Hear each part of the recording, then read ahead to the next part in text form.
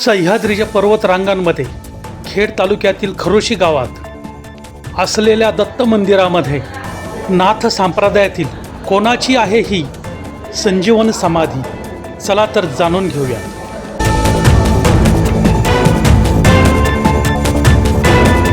नाथ संप्रदायाचे आदिगुरु भगवान शंकर व श्री भगवान गुरु दत्तात्रय यांच्या माध्यमातून नाथ संप्रदाय उदयास आला. या नाथ संप्रदायातील श्री गैनीनाथ हे संत निवृत्तीनाथ यांचे गुरु होत.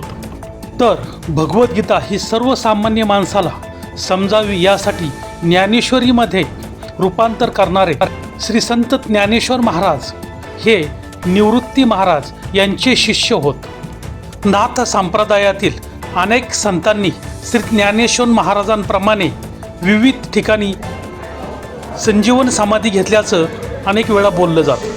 याच नाथ संप्रदायातील श्री कृष्णनाथ महाराज यांनी खेड तालुक्याच्या आदिवासी पश्चिम पट्ट्यामध्ये असलेल्या खरोशी गावामध्ये संजीवन समाधी घेतल्याचं येथील नागरिकांचं सांगणं आहे. ही जी पिंड आहे ही पिंड त्या टायमाला आम्ही उभी केली.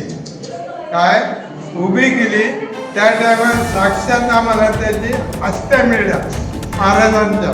कोणत्या? कृष्णनाथ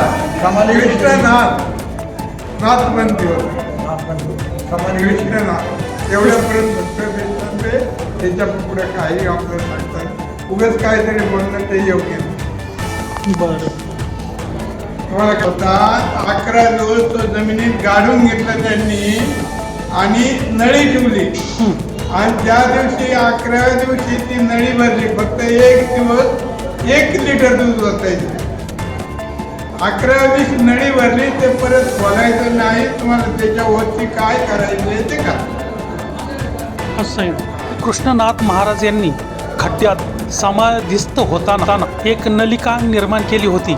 या नलिकेमधून रोज 1 लिटर दूध सोडावे असा शिष्यांना आदेश दिला व ज्या दिवशी ही नलिका पूर्णपणे भरून राहील त्यानंतर ही नलिका बुजवून टाकावी असेही सांगितल्याचं नागरिकांचं सांगणं आहे. नाथ संप्रदायातील अनेक संत आणि महात्म्यांच्या अनेक समाध्या सह्याद्रीच्या पर्वत रांगांमध्ये विविध ठिकाणी पाहावयास मिळतात. विविध प्रकारच्या महत्त्वपूर्ण माहितीसाठी बोभाटा न्यूजला सबस्क्राईब करा.